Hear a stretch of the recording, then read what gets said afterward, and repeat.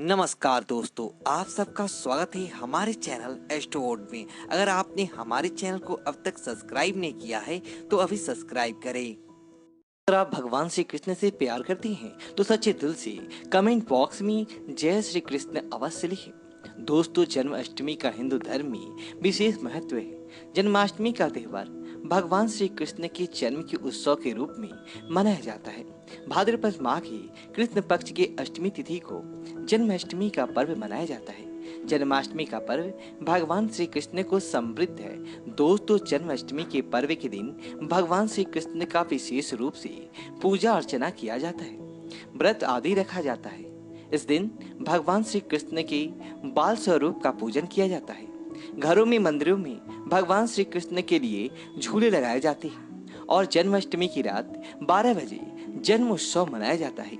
इस पर्व को भक्तजन बड़े ही श्रद्धा के साथ और जोरों शोरों के साथ मनाते हैं। जन्माष्टमी का पर्व भारत ही नहीं अपितु विदेशों में भी बड़े धूमधाम के साथ मनाया जाता है।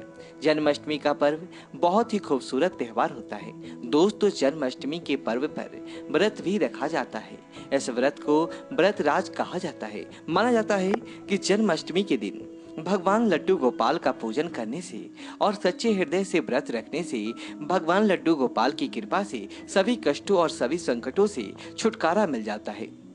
एक सुंदर पुत्र की प्राप्ति के लिए भगवान कृष्ण का व्रत अवश्य रखें। दोस्तों, जन्माष्टमी 2022 पूजा का शुभ मुहूर्त आइए जानते हैं। जन्माष्टमी तिथि 18 अगस्त 2022 दिन गुरुवार को है। अष्टमी तिथि का आरंभ 18 अगस्त दिन गुरुवार रात्रि 9:21 से है। जन्माष्टमी के दिन राहु काल 18 अगस्त दिन गुरुवार दोपहर 2:06 से 3:42 तक रहेगा। दोस्तों, निश्चित पूजा 18 अगस्त की रात 12:03 से लेकर 12:47 तक रहेगा। इसके अलावा निश्चित पूजा की कुल अवधि 44 मिनट तक होगा और इसका पारण 19 अगस्त को सुबह 5:52 के बाद होगा। अष्टमी तिथि की समाप्ति 19 अगस्त दिन शुक्रवार रात्रि 10:59 पर होगा। दोस्तों, आज हम आपको बताएंगे वह ऐसी कौन सी चीज है जिसे जन्माष्टमी पर घर में लाने से पितृदोष, काल सर्प दोष, ग्रह क्लेश, किसी पाप का लगना, कर्ज का दोष होना, दुश्मन का सर पर नाचना सब ठीक हो जाता है। कहते हैं अगर धन लक्ष्मी को आकर्षित करना हो तो जन्माष्टमी पर घर में ये चीज जरूर लेकर आए। दोस्तों, ये चीज हम भी अपने घर में जरूर लाते हैं और आप भी ये चीज लाना ना भूलें।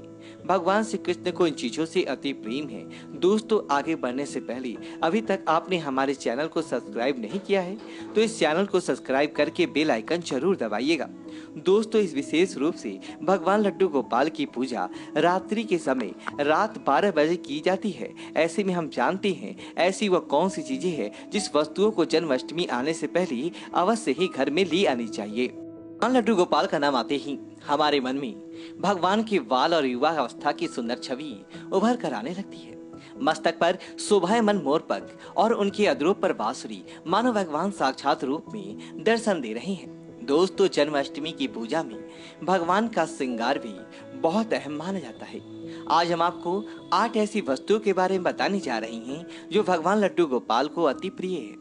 अगर आप भी भगवान कृष्ण की असीम कृपा प्राप्त करना चाहते हैं तथा माता लक्ष्मी की कृपा प्राप्त करना चाहते हैं, अपनी मनोकामनाओं को पूर्ण करना चाहते हैं तो जन्माष्टमी आने से पहले ही इन वस्तुओं को अपने घर पर अवश्य ही लेकर आए।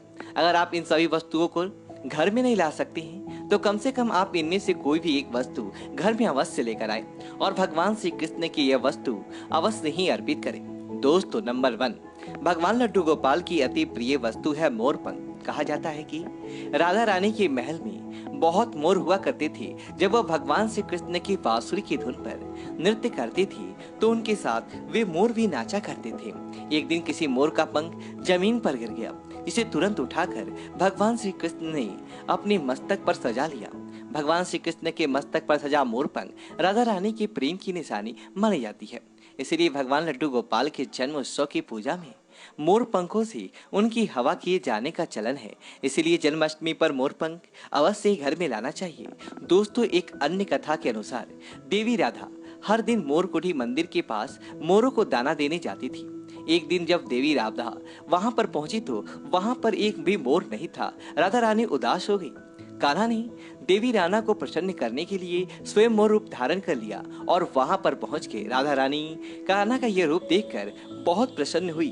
दोस्तों, मोरकुटी मंदिर में मोर रूप में आज भी राधा कृष्ण की पूजा होती है। इसीलिए भगवान श्री कृष्ण को प्रसन्न करने के लिए जन्माष्टमी की पूजा में मोर पंख अवश्य ही शामिल करना चाहिए। हिंदू मान्यताओं के अनुसार घर में मोर पंख का प्रयोग करने से अमंगल टल जाता है। विशेष रूप से कहा जाता है मोर पंख से बुरी आत्माएं पास नहीं आती। मोर पंख को भगवान लड्डू गोपाल ने अपने मुकुट पर स्थान दिया तथा सम्मान दिया। वास्तु के अनुसार मोर पंख से अनेक प्रकार के वास्तु दोष को दूर करता है और मोर पंख सकारात्मक ऊर्जा को अपनी ओर खींचता है। मोर पंख मोर के बाजू से अलग होने के बाद भी जीवित रहता है, तभी तो इसका सकारात्मक असर अपना काम तेजी से करता है। दोस्तों, दूसरी चीज है बांसुरी। भगवान श्री राम की पहचान धनुष है, तो भगवान लड्डू गोपाल की बंसी, भगवान लड्डू गोपाल की मधुर बांसुरी की धुन सुनकर गोपियां उनकी ओर खींची चली आती थी। भगवान लड्डू गोपाल की बंसी प्रेम और आनंद का प्रतीक है। बाल कृष्ण गोपियों के साथ बंसी बजाकर राज रचते थे और सृष्टि में प्रेम का संचार करते थे। दोस्तों, जन्माष्टमी के दिन भगवान श्री कृष्ण के श्रृंगार की सामग्री में बांसुरी को शामिल करने से गृहस्थी में प्रेम और आनंद आता है। भगवान श्री कृष्ण को बांसुरी अर्पित करने के साथ ही आप अपने घर में बांसुरी को अवश्य हिलाएं। दोस्तों, माना जाता है कि जहाँ कहीं भी वास्तु दोस्त हो वहाँ बांसुरी लगाने से वास्तु दोष दूर हो जाता है। लेकिन ध्यान रखना जरूरी है कि बांसुरी कभी भी सीधी नहीं लगाना चाहिए, बल्कि इसे हमेशा तिरछा लगाने से लाभ मिलता है।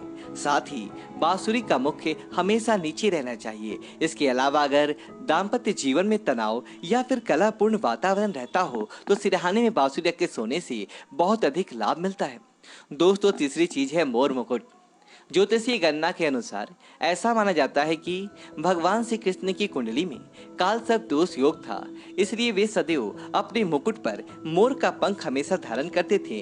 मोर और सर्प में भीषण शत्रुता होती है, इसीलिए मस्तक पर मोर मुकुट धारण करने से काल सर्प दोष का योग कम होता था। भगवान की पूजा में उन्हें मोर मुकुट पहनाने से काल सर्प दोष का प्रभाव दूर हो जाता है। दोस्तों, चौथी चीज है माखन मिश्री। नंद के लाल गोपाल को माखन अति प्रिय है। कहते हैं जिस रात लड्डू गोपाल का जन्म हुआ उस रात नंदगांव की गोपियों ने सपने में देखा था कि लड्डू गोपाल माखन मांग रही हैं। नंदलाल का माखन इतना प्रिय था कि वे बचपन में गोपियों के मटके से माखन चुराकर तथा मटकियां तोड़कर खा लिया करते थे, जिसकी वजह से इनका एक नाम माखन चोर भी है। दोस्तों, भगवान के भोग में माखन मिश्री को अवश्य ही शामिल करना चाहिए। प्रेम पूर्वक भगवान लड्डू गोपाल को माखन मिश्री का भोग लगाने से आरोग्य की प्राप्ति होती है, धन सुख समृद्धि की प्राप्ति होती है, धन लक्ष्मी आपके घर में धन की वर्षा करती है। भगवान लड्डू गोपाल को माखन मिश्री अर्पित करने से वे शीघ्र ही आपकी सभी इच्छाएं पूर्ण करते हैं। दोस्तों, पांचवी चीज है झूला या फिर बालना। भक्ति भाव की भूखी बाल गोपाल को जन्माष्टमी पर झूला झुलाने की परंपरा चली आ रही है।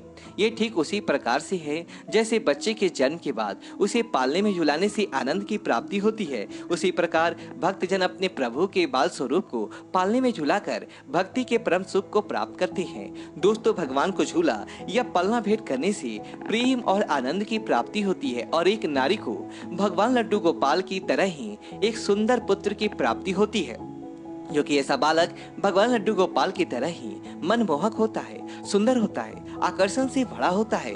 दोस्तों, छठी चीज है पीले वस्त्र।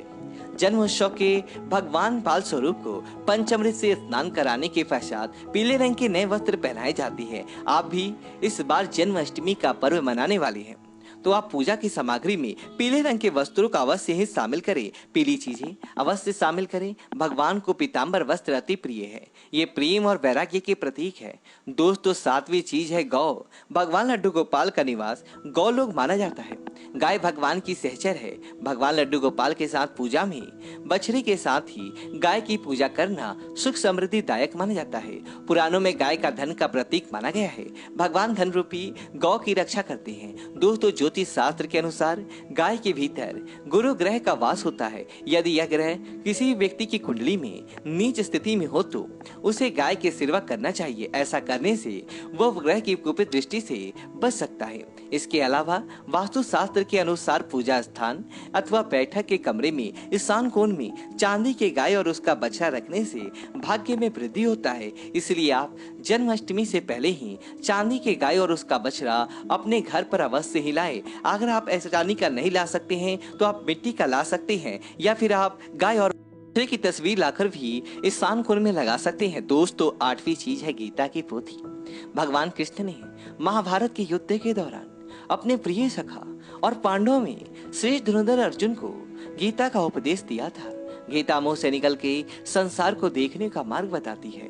इसलिए भगवान श्री कृष्ण की वाणी कहते हैं जो मनुष्य को मुक्ति का मार्ग और कर्म पथ पर चलने का ज्ञान देती है। दोस्तों, इसीलिए भगवान की पूजा में गीता की पोथी जरूर रखनी चाहिए और रात में जागरण करते हुए गीता का पाठ हर हाल में अवश्य करना चाहिए। जन्माष्टमी के शुभ अवसर पर भगवान लड्डू गोपाल की असीम कृपा प्राप्त करने के लिए आप जन्माष्टमी से पूर्व ही इन चीजों को अपने घर पर अवश्य ही लेकर आए और इन्हें भगवान की पूजा में शामिल करें। ऐसा करने से आपको भगवान लड्डू गोपाल की असीम कृपा प्राप्त होगी, धन लक्ष्मी की कृपा प्राप्त होगी। वीडियो को लाइक करें और कमेंट बॉक्स में जय श्री कृष्णा लिखें और हमारे चैनल को सब्सक्राइब करें और इस वीडियो को ज्यादा से ज्यादा दोस्तों के साथ शेयर करें। धन्यवाद।